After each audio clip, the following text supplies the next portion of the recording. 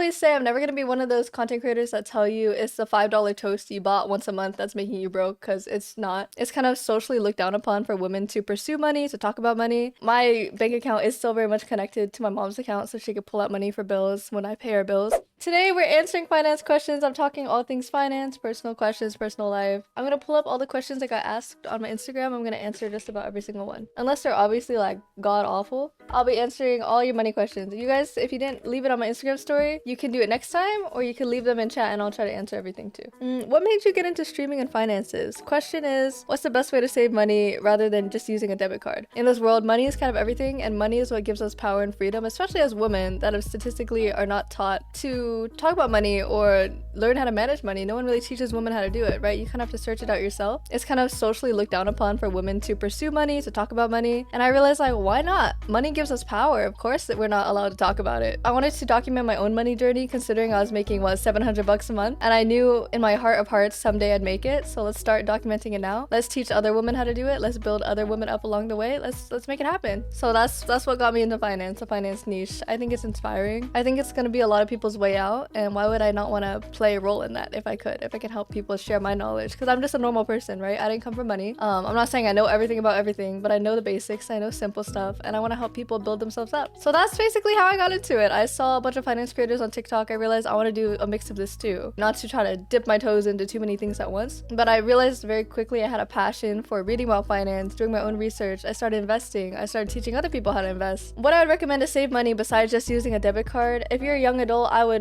100% recommend putting your lump sum of money or savings into a high yield saving account so that money can work for you without you doing anything. For example, I have my money in a high yield saving account, so I gain about 4% yearly interest back on that. I have about $68,000 in a high yield saving account right now. So this is it.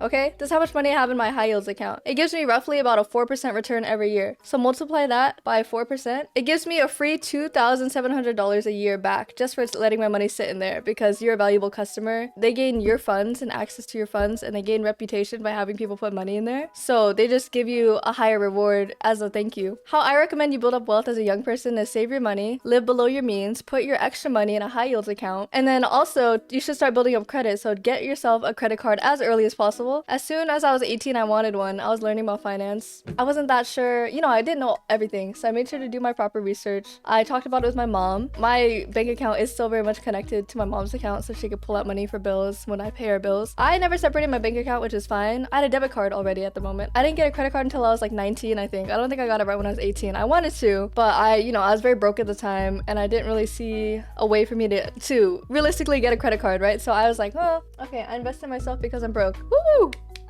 That's good. I always say I'm never gonna be one of those content creators that tell you it's the $5 toast you bought once a month that's making you broke, because it's not, right? I'm just trying to help us gain mobility in this world we live in through our money and through our choices. Full transparency, I didn't start investing because I never had money. I was dirt broke until like this year. In January, I got my first big check from TikTok for like $6,000. I made $7,000 that month off content creation. I've been investing for what, like 10, 11 months? I have about $6,000 in my Roth IRA. I just started investing in January. After Trump won, I think my stocks went up like $170. I don't know if this is dangerous to disclose. I heard it's only thank you for the gifting them. Whoa, sorry, let me think. I think I'll probably stop disclosing my income if I ever become a millionaire and it becomes like a target put on me on my back. But if I'm making like an average income or above, then I'll probably stop disclosing it at some point. But I really love the finance niche. I think it's fun. I don't think it's dangerous for me to disclose it right now, so I'm just giving you guys the numbers. Enjoy it. Let's enjoy it together. You guys are watching my come up. What should I be doing with all my income? Currently doing nothing. I would say if you're young and you have that disposable income, you should start saving. Everyone should have an emergency fund for 3 to 6 months of living expenses in case the worst happens. You need to find a job, you need money to hold you over. First order of business, right? Have an emergency fund. Right now I have an emergency savings fund with about $7,000, and that's fine because my house fund has $36,000 in it. And if the worst ever came to be, I have taxes set aside. Don't touch that though, but there's like $20,000 in there, right? That's never gonna happen. You're never gonna have to touch it, hopefully, but always have an emergency fund. I know I could pull from my house fund if I needed it. I can access that money right away. And after you have an emergency fund set up and you can get from your bill, you can get your bills paid month to month, then you can start investing your extra leftover money into your Roth. And then if you max out your Roth IRA, you can start investing in your personal, your individual investing account. I have a Toyota Camry. I have an old Toyota Camry, so it's somewhere between 2008 2012. It got passed down and bought by my dad, so he got it for me from a family friend. I think he got it for free or really, really cheap. That's my car. In a couple months, I plan to have my license and drive that old car. Like my dad said, every first person's car should be an old beater car because it's cheaper, good on gas, and you're gonna mess that car up. You're gonna run into something. You're gonna hit a curb. You're gonna get in your first accident. So yeah, I was like, oh, I love it. It's cute. It drives really smooth. I had been hospitalized when I had my stroke and my accident at 10, so I kind of dropped out of everything that I found joy in. So I kind of had to stop playing an instrument because I couldn't use my hand anymore, so I couldn't really play an instrument anymore. But it happens, right? And I ended up going back to choir and singing, and now I sing in my free time. I play video games. Oh, you're a college student, but you're making bank online. Forget college. I understand that, but if you go back to my finance raps 5 months ago, I was making maybe $1,200 a month. My rent alone is double that, and that's $1,200 before tax, by the way. If I have no other way out and social media fails one day, which it probably inevitably will for most of us, I'm left making what, $600 a month on a really terrible month, and I have no other option, no degrees, no schooling, and I have a family to take care of and probably a mortgage at that point, right? So for me, I had to be realistic. I had to get my head out of my ass and understand not all of us are going to be stars. Not all of us are going to be the top 1% streamers that make $1 million a month. This is not sustainable. The past couple months where I have been making good money, it's been from 1 or 2 donators that really like me right now. If they ever don't like me or they don't care about me anymore and they move on, I'm making nothing. So for me to be realistic and understand, hey, I'm not conceited enough to think I'm going to be the top 1% of streamer overnight. I need to have a backup plan, and I can hope for the best that I will be the next Pokemon, then I need to do that. If that's not what I need to do with my future, then I'm going to pursue college and I'm going to work like hell to pass, even if it's not what I wanted to do. In high school, I wanted to drop out, not go to college. I thought, oh, I'll make social media work, I'll do it. And then I subsequently failed social media for the next 2 years, and I didn't make very much. So it's kind of like I had this journey and this internal fighting with myself. At the end of the day, I have to realize nothing bad is going to happen if I get my degree. I'm going to be a little burnt out and stressed for the next 2-3 years while I finish college. So what? At least I have a backup plan, you know? I told myself and my friend, we were talking on the car ride back from TwitchCon, how much do you have to make before you drop out of school? And I was like, well, I just made my first 10K a month, but I'm not going to drop out. It's a lot of money, I'm very thankful for it, but that's not sustainable. I was making 20K a year with social media, right? Like barely enough to get by with mom's help. 20K is not enough. 10K a month is not, it's a good amount, it's great, but if you have a mortgage, a family, and you want to travel the world, that's not enough for a lot of people to take care of my family and be my parents' retirement plan. So I was like, I made 10K. That's not, I'm not going to drop out of school for 10K once, for one time, 1 month. And he agreed with me. He was like, yeah, I wouldn't. I was like, what about you? How much would you have to make? And we went back and forth, and what a number I settled on was like, I think I would have to consistently make a lot more than that every month. Probably 40-50K, right? If you have a mortgage, you have multiple, let's say you have a property or two, you take care of your family, and you travel the world, and maybe you're paying off a wedding or something, you'd have to make crazy amount, right? Like for sure, which is a very privileged future to see myself in, but I think if I work hard, I can get there. I can build a business. But I wouldn't drop out unless I was making 50K a month. I don't know, that's crazy, but that's to de-incentivize me to drop out of college randomly. Because you could have a good month and then just be a one-hit wonder, and now you're fucked, you know?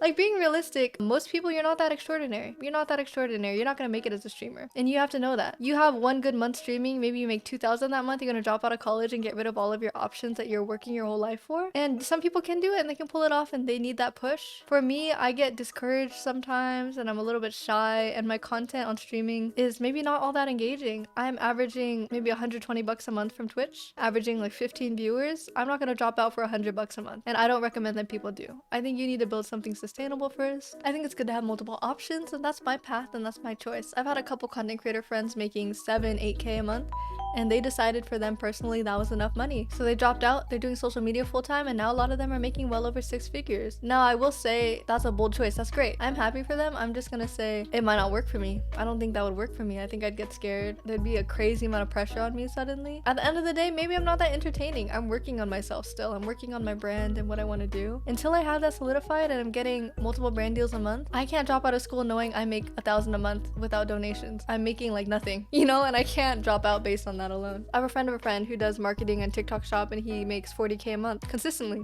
He's doing really well. He's killing it. I don't think I have the personality to do that. I get a viral video once a year. You have to be getting viral videos every single week, multiple times a week, if people that are selling courses are doing marketing. I can't do that. I really am only known in this little niche corner of the internet, and I make a book sale like once a week. I have to find a way to make this sustainable, you know? BBY says, at what point were you actually able to start earning income as a digital creator? How did you get there? Good question. I didn't start seeing money money until I think 2, 3, maybe more years in, when Instagram Reels dropped their bonus and I was already making TikToks for free for no money for years. I think 2.5, maybe 3 years into content creation, because I've been doing this for 5, 6 years. But maybe 2 years into my journey when Instagram Reels was blowing up, I was blowing up on Instagram, things like that. When Instagram Reels was pretty new, I was getting paid $1,000 to $2,000 a month doing social media stuff. And I do the occasional brand deal for $100 a video on TikTok. I didn't know how to charge brand deals. I didn't know how it worked. I was a baby influencer. I had maybe like 30, 50K on TikTok, and it was also new to me. But I didn't see money for a while. Maybe Twitch streaming, I started seeing it a year in when I got affiliated, and I get maybe $100 a month off Twitch. So I guess a year in technically I saw $100.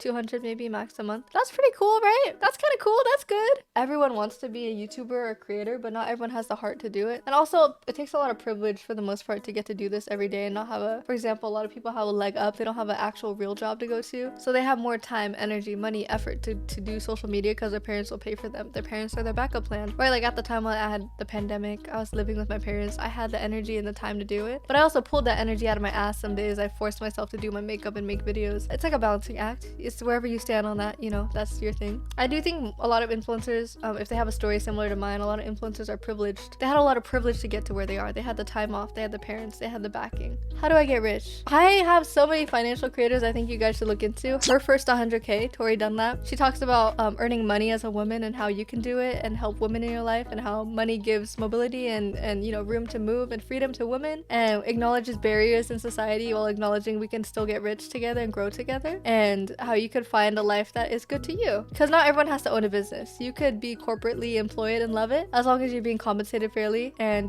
she teaches you how to negotiate your salary, how to work in workplaces, and to, you know, basically be an awesome, really cool, kick-ass person and earn money. She's really cool. I think anyone can follow her and should. She's great. So her first 100K, I think you guys should follow Imran here. He's fantastic. I use a lot of his tips and stuff today, and he just gives a lot of good practical advice. Very personable person as well. His streams are great. It's awesome. It's like an experience I've never had with finance creators before. Really awesome. I also think Ramit, I'll put it in here. He's also really good. He talks a lot about money and how he basically like taxes and stuff. He was openly discussing who he's voting for and why, and like financial policy. And he's a really smart guy. He's a guy about how to, he has the Netflix documentary about how to make your life rich and how to get rich. I mean, best-selling author. He's incredible. I'm meaning to buy his book and read into it. Oh, and also Your Rich BFF. She was a former Wall Street girly. She's now written several books since then and helps you guys with finance, investing as a woman especially, or just not even that. She gives very practical advice for everyone of all genders, but she has a good sense of humor. She's really funny.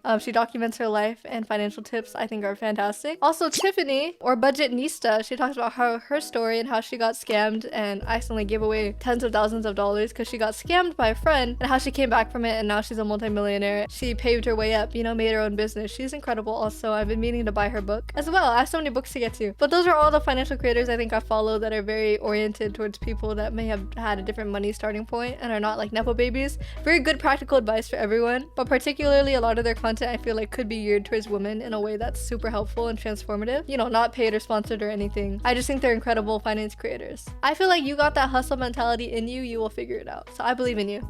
And whenever I see people comparing themselves to me, I always say, just, hey, don't compare your journey. I'm still not driving at 20. I'm barely getting my license now and driving. I had $0 in my account. It declined. My account declined like a year or two ago. And that was my reality until I started making money. And I was like 18 already. At this point, most of my friends had jobs since 15 or 16. Don't compare your journey. I barely am now making money at 20, right? There's no starting point. So I always say, get a job, get a good foundation under your feet, and then go from there. How has saving for your goals been going? It's good. Do you guys want a money update from me, or is that too braggy and is that gonna make me kind of like seem out of touch? I just kind of like sharing every aspect of it because everyone's journey is like different and stuff, and it's been quite a while to get here. I'll just say in general it's been good. If you want specifics, you guys can always ask me on a coaching call, but it's been good. I mean, as you guys know, I'm thinking of shifting. I wanted to rush and hurry up and put money down on a property, but I realized I'm not in the best financial place to do that, and I don't want to rush into such a big commitment. So I talked with some people and some trusted people, and they said, don't rush, Lani. Like, even the financial creators and a lot of of millionaires say their best choice was just continuing to rent. They can always buy a property later in life, but at least now they give themselves time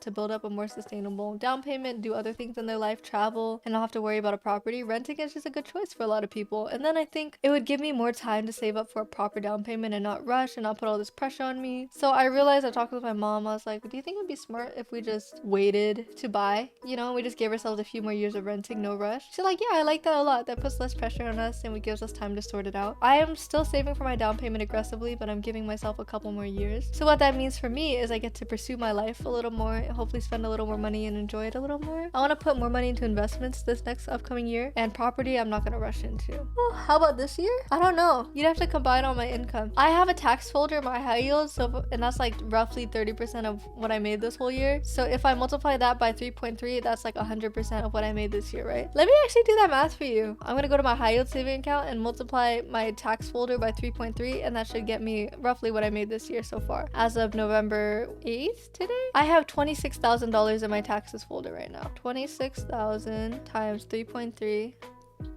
I made about $85,800 to date as of November 8th of this year. Yay! Good job, Lani! Yay! Good job, Lani!